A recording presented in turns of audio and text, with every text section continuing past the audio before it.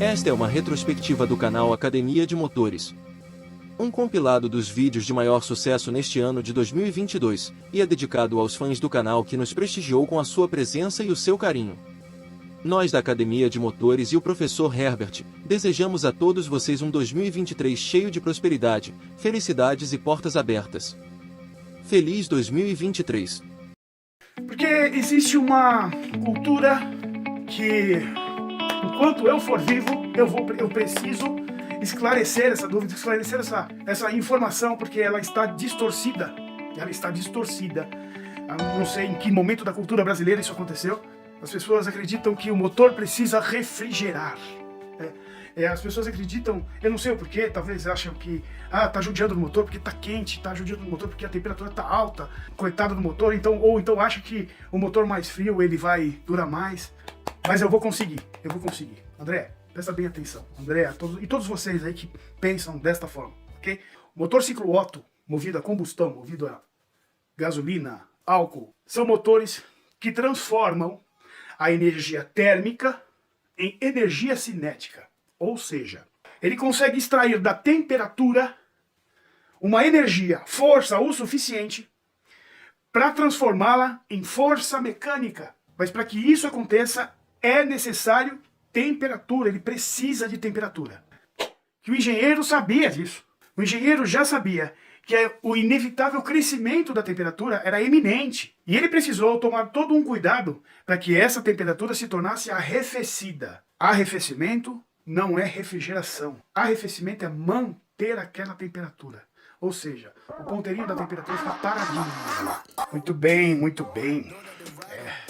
Antes de comando, né? É um tipo de conexão do virabrequim ao comando do motor.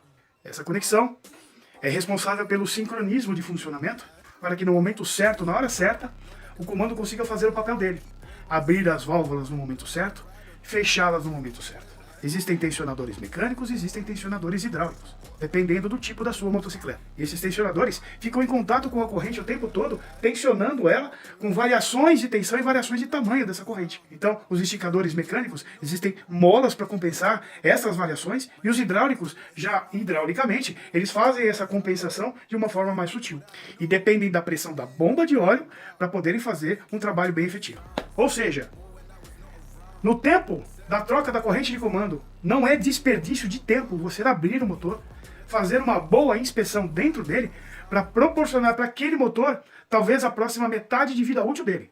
O problema disso, é que raramente essa data e essa quilometragem coincide com a grana que se tem no bolso.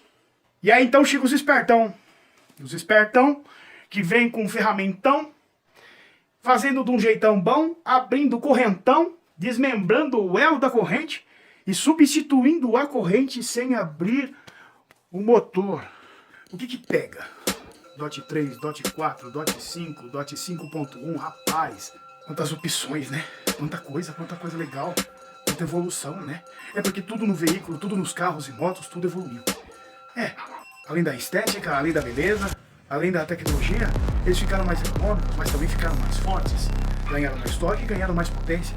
O motor evoluiu, a suspensão evoluiu, a estamparia evoluiu, a segurança evoluiu, e não seria diferente com os freios. Sistema ABS, sistema CBS. Mas, para que todo o sistema de freio funcione, existe um elemento vital de funcionamento: o fluido de freio. O fluido é o responsável por transmitir as forças dos seus pés ou das suas mãos até a pinça de freio, obedecendo fielmente a intensidade e a quantidade de vezes que você aciona o freio. Ora, você quer reduzir a velocidade.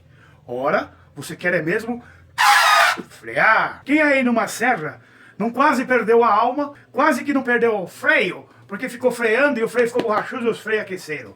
Pois é, meu parceiro.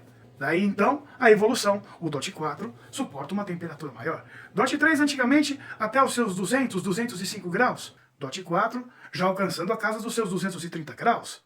Se oferecendo até para participar de competições. E agora, o DOT 5 e o DOT 5.1, já chegando na casa dos seus 260, 270 graus. Pois é. Muito obrigado, meus amigos cientistas químicos da evolução automotiva. Mas calma, tem uma parada estranha aí. Calma, relaxa, eu vou explicar.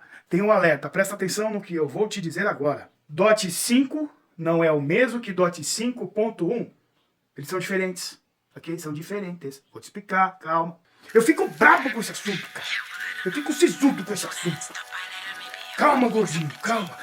Bicho, porque os caras não têm culpa nenhuma. Os caras que querem comprar produto, que querem cuidar do motor, não tem culpa nenhuma. E aí tem uns espertalhão que quer passar o dedo nos outros, você entendeu, bicho? Então, é difícil. Aí tem, que é o seguinte. Existem os parâmetros do sistema de arrefecimento. O líquido de arrefecimento ele não pode ferver. A gente que está acima do nível do mar tem que chegar assim a 95 graus, ao ponto de ebulição. Porque se você está no nível do mar, o ponto de ebulição são 100 graus. Okay? Acima do nível do mar, vai diminuindo o ponto de ebulição. Então a gente que está aqui em São Paulo e tal, 95 graus, 96 graus é o ponto de ebulição.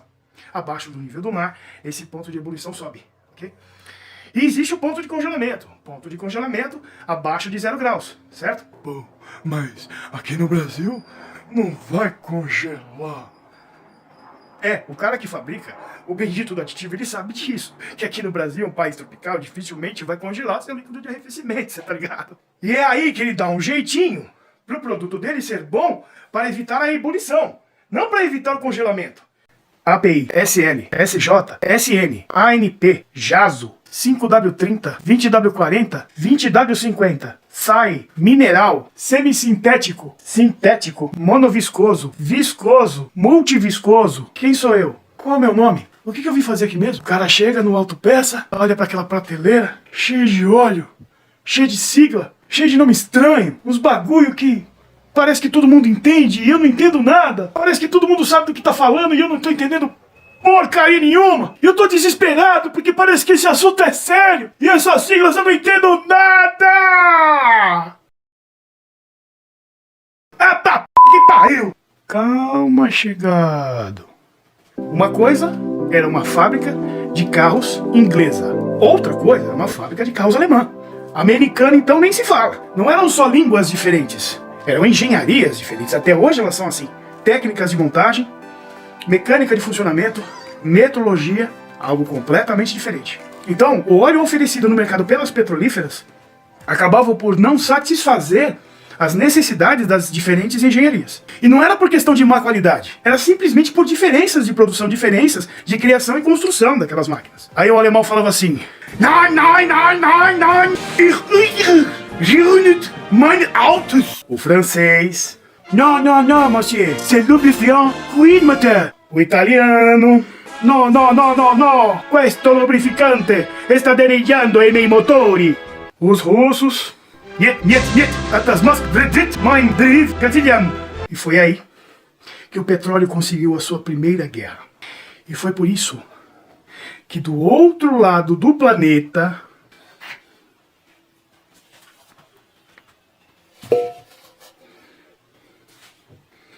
Banzai!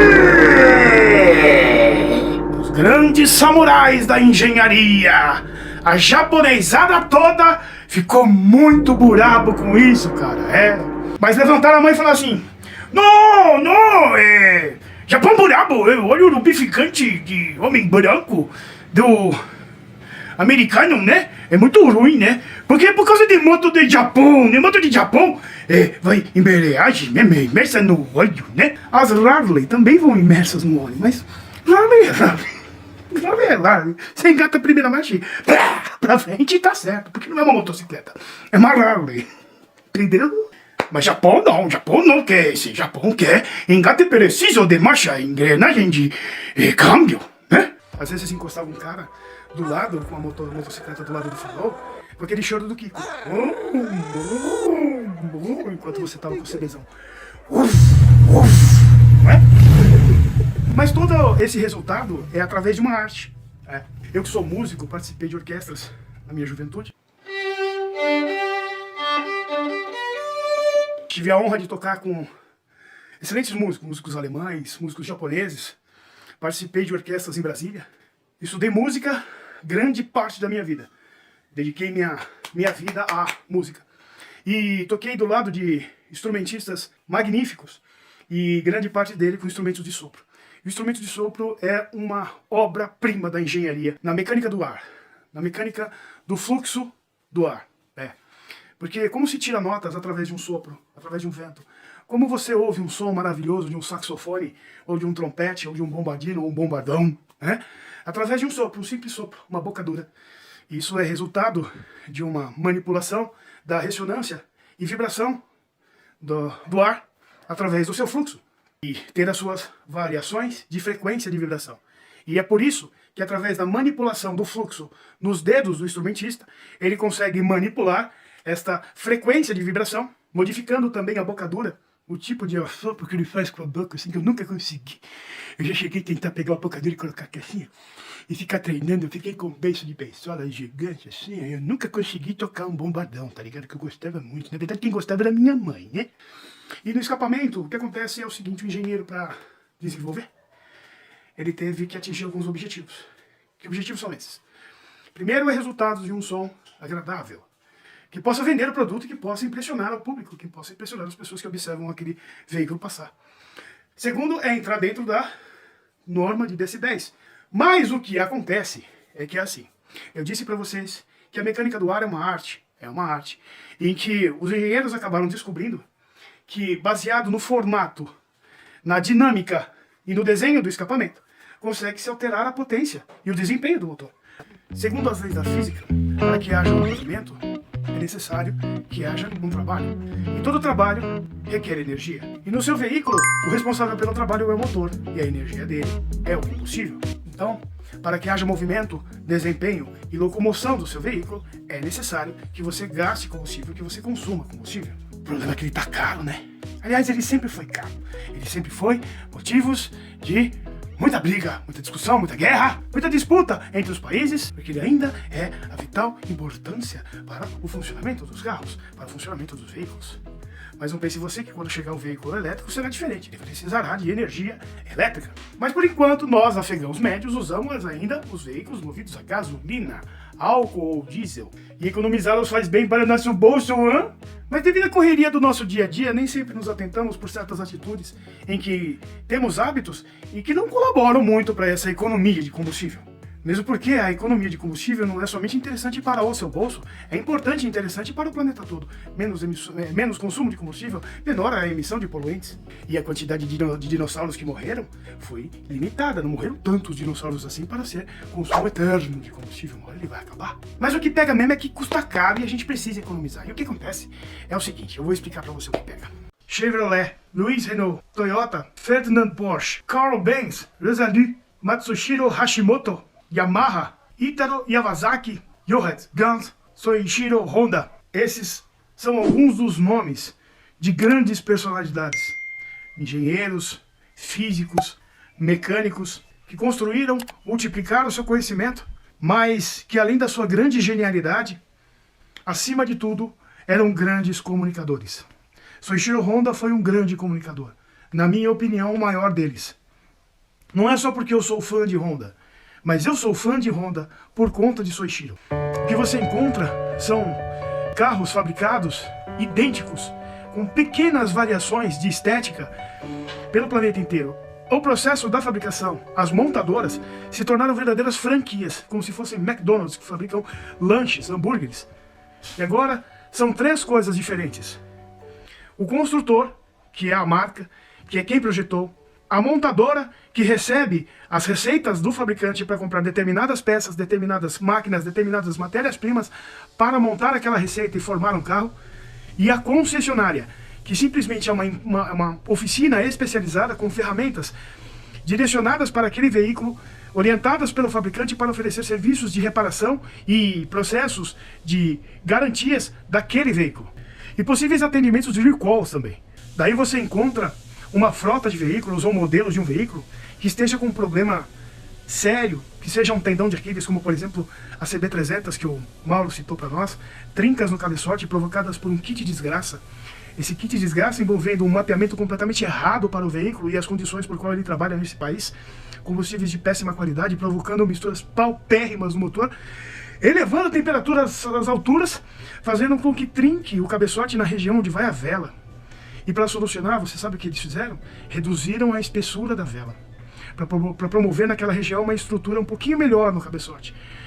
Só que esse motor já é uma reutilização de uma estrutura antiga para promover uma modernização com injeção eletrônica e o ganho de um pouquinho mais de HP. E com essa anomalia no funcionamento devido ao clima, à nossa topografia, ao nosso combustível, deu ruim, muito ruim. Pensa num bagulho ruim. E com a mudança da vela, a incidência de defeitos, a quantidade de vezes que acontecia, melhorou um pouquinho. E fazendo as contas, a montadora entendeu que não vale a pena você oferecer uma assistência melhor, sendo que a incidência diminuiu. Então, para eles, no fim das contas, no final dos lápis, acabou valendo a pena manter aquela produção por mais uns 3 anos. Não me engano, foram 3 ou 4 anos. Porque é um baita de um motão. A CB300R e a XRE, que usam o mesmo motor, muito popular. As pessoas gostam muito da motocicleta. E esse defeito seríssimo no motor acaba por não levando em consideração, em conta na hora da compra. E Mauro do céu, esse pobre coitado não tem nem com quem mais reclamar, porque terceirizaram a fabricação e a montagem, terceirizaram a concessionária, que agora é simplesmente uma oficina qualificada, e não é mais a Honda, não é mais a Volkswagen, não é mais a General Motors. São empresas de investidores que têm que dar lucro e têm que dar resultado. E parece que pouco se importa se o produto é duradouro ou se não é. O que importa é se ele vende. E anomalias e desgraças como essa que acontecem na história automobilística acabam passando por desapercebido, porque quem tem, fala bem porque quer proteger o seu patrimônio. E quem não tem, quer tirar sarro, quer ficar zoando com o cara. Mas sempre há espaço no mercado para esse tipo de veículo. O preço vai caindo e as pessoas que tinham vontade de ter acabam tendo acesso para comprar.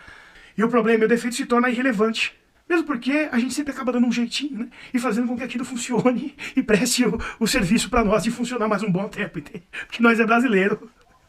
E a NASA tá vindo aí. Mas o motor 2 tempos, como motor de tecnologia a combustão interna, ele também precisa cumprir essas 4 etapas. Mas Herbert, nós estamos falando de motores 2 tempos? Sim, a configuração de funcionamento do motor 2 tempos é muito mais simples. Aliás, na minha opinião, ela é muito mais moderna, muito mais além do seu tempo. E eu digo isso porque o resultado do seu trabalho, o aproveitamento da queima e do combustível, é muito, mas muito mais eficiente do que o aproveitamento do ciclo alto. Ele simplesmente trabalha a metade para conseguir quase o dobro de potência. E como ele funciona? Contém peças básicas, como no ciclo Otto. Ele tem um virabrequim, uma biela, um pistão, uma camisa, um cabeçote. Só que diferentemente do sistema ciclo Otto, o comando das etapas de admissão e escape não estão mais no cabeçote. O comando dessas etapas no sistema 2 tempos está disponível por janelas no percurso do pistão na subida e descida da camisa. Através de janelas na lateral da camisa, você consegue admitir combustível e expulsão dos gases. O processo da admissão fica direcionado abaixo do pistão, diferentemente do sistema 4 tempos, que o processo da admissão é acima do pistão. Ou seja, para admitir combustível no sistema Otto, o pistão precisa descer para sugar o combustível. No sistema 2 tempos, o pistão precisa subir para que ele consiga sugar oxigênio e combustível. E essa mistura ar-combustível também é realizada por um carburador. Esse carburador, quebrando as moléculas de oxigênio e combustível, fazem com que essa mistura calibrada entre no motor, mas desta vez no cárter do motor. Ou seja, neste caso, o cárter do motor faz parte do fluxograma de oxigênio e combustível dentro do motor. É isso mesmo que você ouviu. A mistura ar-combustível vai direto para o cárter do motor. E aí, pessoal, tudo bom? Finalmente um convidado do Gordinho Coach, brother! Oh, que legal. E ele tem uma pergunta. Tenho, galera. Tem uma pergunta pra fazer pro Herbert e eu tô até meio preocupado. Herbert, eu coloquei Militech no óleo, misturei no óleo do câmbio da Amazonas 1600, 1988. Eu gostaria de saber de você se eu fiz bem de fazer isso, se eu vou ter problema futuramente. E o brasileiro? O brasileiro ele tem que ser estudado. O brasileiro tem que ser estudado pela NASA. Porque o brasileiro, ele é muito órfão. Existem muitos mitos, lendas, frases de efeito. Joga um ovo no radiador que o furo tampa. Desvira o chinelo da sua mãe, menino, senão ela morre. Põe banana no câmbio que ele para de roncar. Não aponta pra estrela não, senão vai dar verruga no dedo, hein? E é observando esta ingenuidade, imaturidade, falta de malícia e excesso de zelo que os grandes brasileiros têm pelo seu produto, introduzido na sua cultura com grande carinho e grande amor, que algumas empresas lideram o seu marketing. Algumas empresas se utilizam de todo esse sentimento para traçar a sua estratégia de venda. Aparecem então os produtos milagrosos, verdadeiras panaceias das soluções, dos desgastes, das degradações, fazendo com que o produto dele assuma uma responsabilidade enorme. E ele não precisa nem se esforçar tanto assim. E na década de 90, alguns produtos no ramo da lubrificação acabaram por oferecer ao mercado brasileiro super proteções do motor, reduções de atrito, polimentos de superfície e nanotratamentos de moléculas existentes no motor que anulam o efeito de toda a degradação de todos os conjuntos e peças móveis do motor. E a Militec foi um desses produtos. Testes feitos pela ANP, Agência Nacional de Petróleo, e no meio do composto do Militec existe um cloro, e esse cloro ele se transforma em cloreto ácido.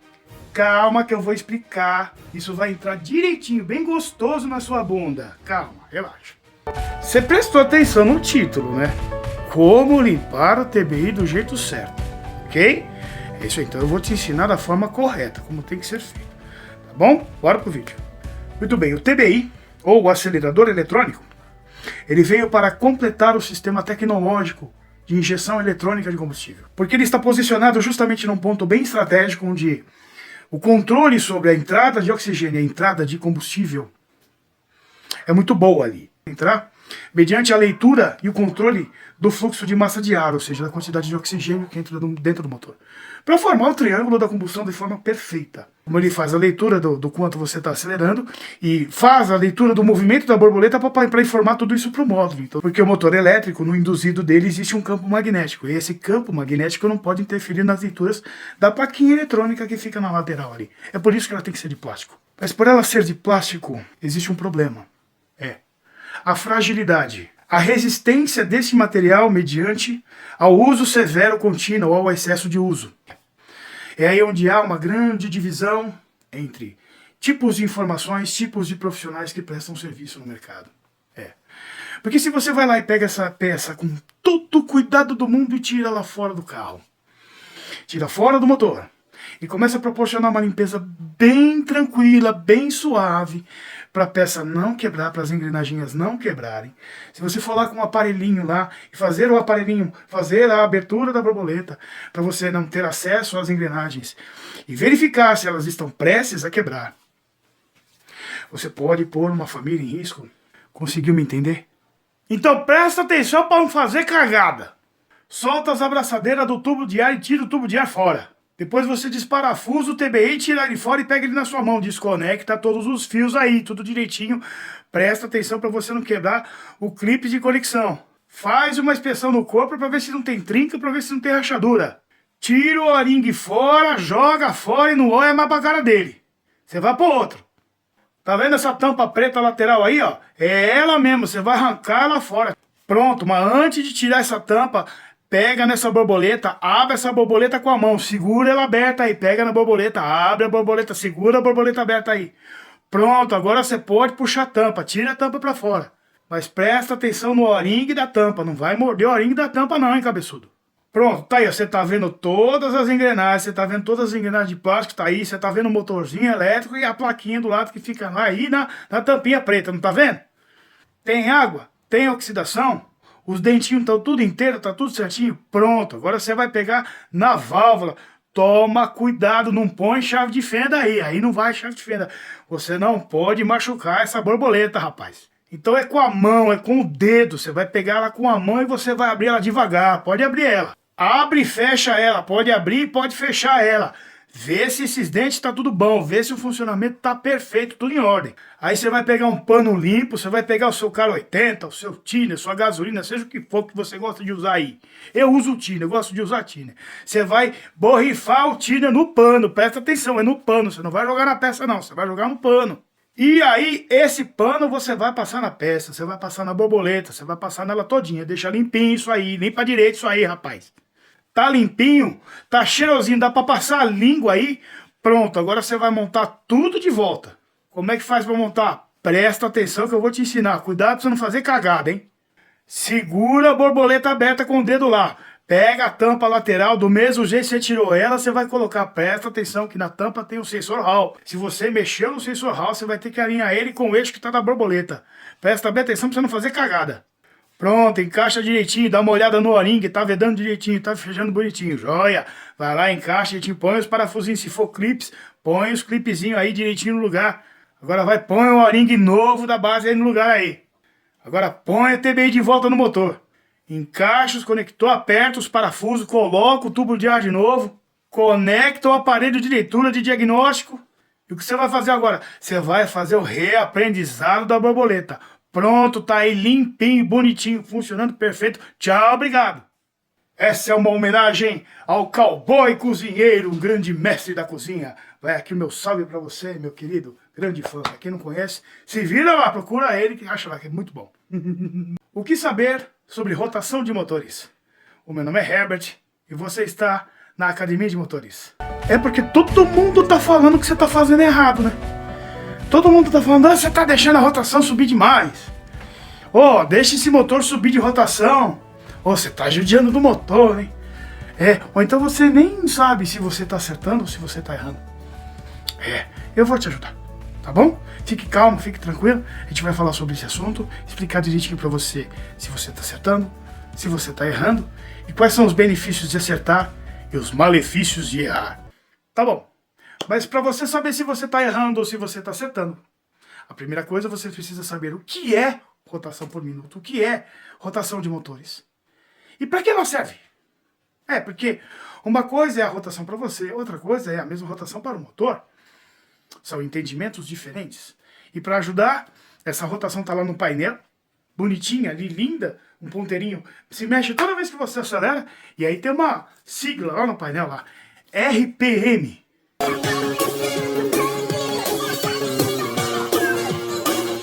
Não é isso aí não, mano. Não é isso aí não, mano. RPM significa rotações por minuto, ou seja, considera-se uma rotação por completo o giro de um virabrequim. Se o virabrequim girar 10 vezes por minuto, então são 10 RPMs. Se ele girar 1000 vezes, serão 1000 RPMs. E se ele girar 5000 vezes, serão 5000 RPMs. E daí por diante. Mas por que será que essa medida é tão importante? Por que será que essa informação está disponível, inclusive, no painel? Faz parte das informações que existem no painel. É porque ela é importante. Porque as rotações por minuto significam a quantidade de energia acumulada do motor. Ok, então, presta atenção nos pedais da bicicleta. Presta atenção na musculatura da sua perna, nas suas coxas, nos seus joelhos, nas articulações, calcanhares, isso. Olha para o pedal da bicicleta. Tenta assimilar agora o movimento das suas pernas com os pedais, com o funcionamento do motor. Você consegue enxergar o pedal da bicicleta e compará-lo com o virabrequim do carro? Consegue olhar para as suas canelas, o seu tornozelo, os seus joelhos, com as bielas, os pistões? Isso. Só que a grande diferença entre esses dois é a seguinte. Para movimentar os pedais da bicicleta, a sua musculatura, o seu esforço físico, tendões, fibras musculares, batimentos cardíacos, respiração profunda, motivados por neurotoxinas que estimulavam o prazer e a diversão. Agora o motor. Quem faz o virabrequim girar? O que acaba com a bateria do seu carro? Eu sou o professor Herbert e seja bem-vindo à Academia de Motores. É porque ontem estava funcionando e hoje não está mais. Hoje eu fui da partida e nada. Eu não sei o que aconteceu, né? Ou então eu fui virar a chave. Uau.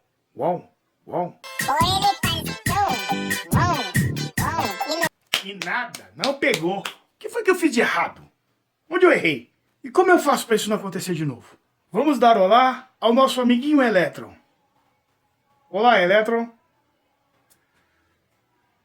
O elétron é uma partícula elementar subatômica e ele é capaz de conter carga elétrica e magnetismo.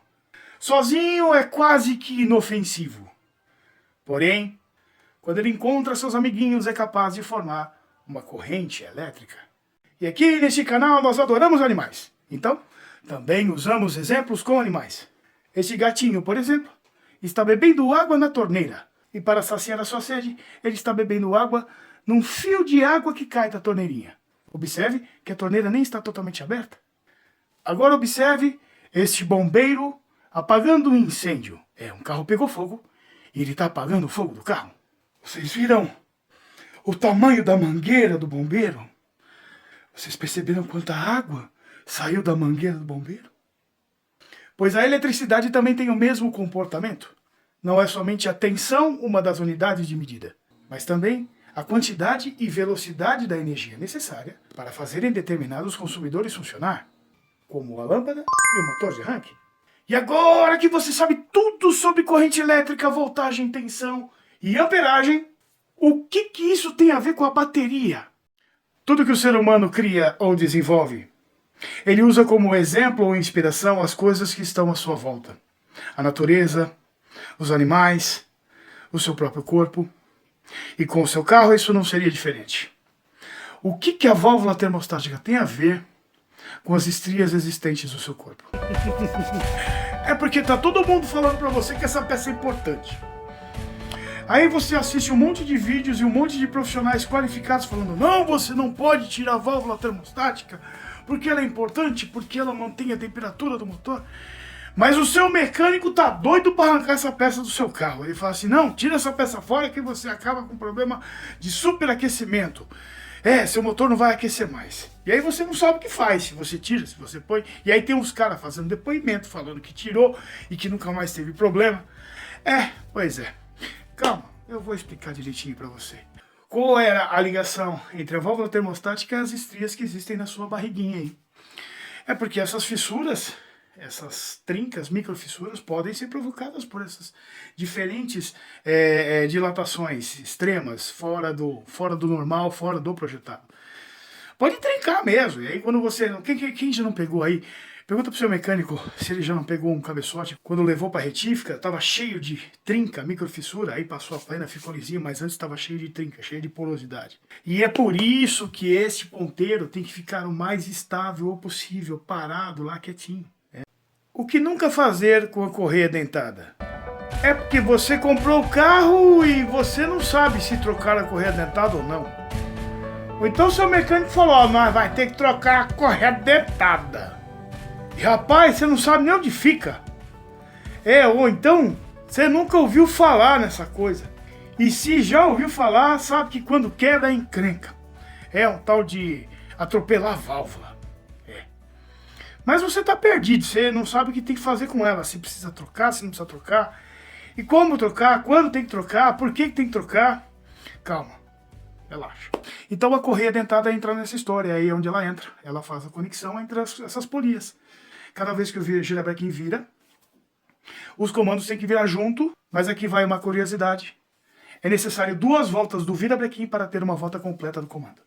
E a correia dentada, conectada do virabrequim até os comandos, ela tem alguns dentes, e esses dentes passam pelas engrenagens.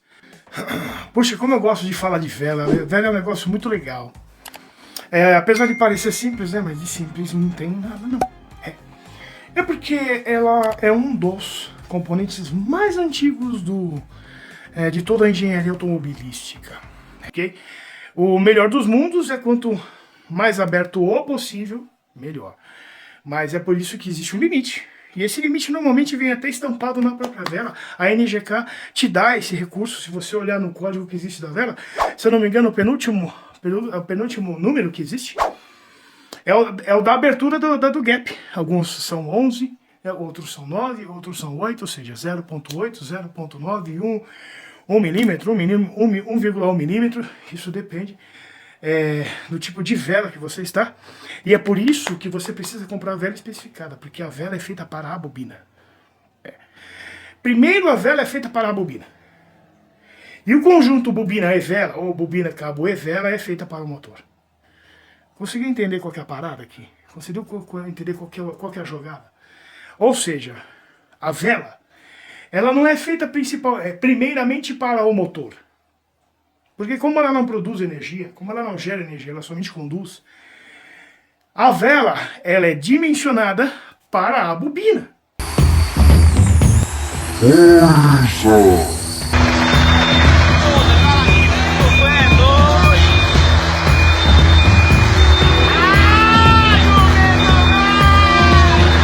Torque!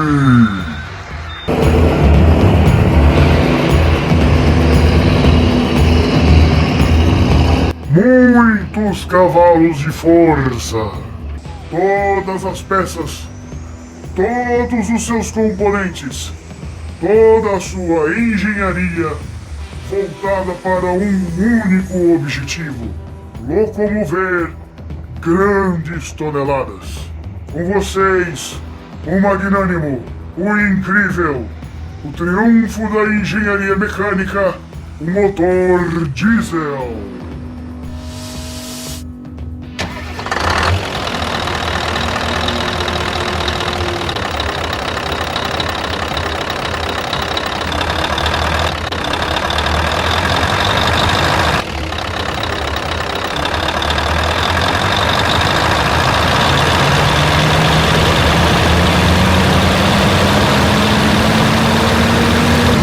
E ele é um dos grandes responsáveis pelo crescimento da civilização humana. Construções de grandes cidades e transportes e escoamentos de matéria-prima, produções, colheitas, grãos, e por conta da sua grande autonomia, atravessam as estradas de todo o país, de todo o mundo. Mas como foi possível este feito? E como funciona o motor diesel? Seja você um apaixonado por veículos, seja você um proprietário, seja você um entusiasta, ou que usa o seu veículo como ferramenta de trabalho. Não importa. Todos nós, e eu me incluo nesta, queremos ver a saúde do nosso veículo, a saúde do nosso carro ou moto em perfeitas condições, com uma durabilidade longa. Parece ser difícil, né? Parece ser complicado. Parece ter vários segredos para se chegar numa fórmula perfeita para fazer com que o seu motor dure o máximo possível. Só que não! Em contagem regressiva, vamos contar os 7 passos para você obter o resultado perfeito, para você conseguir êxito no uso do dia a dia e a durabilidade do seu motor. Vem comigo!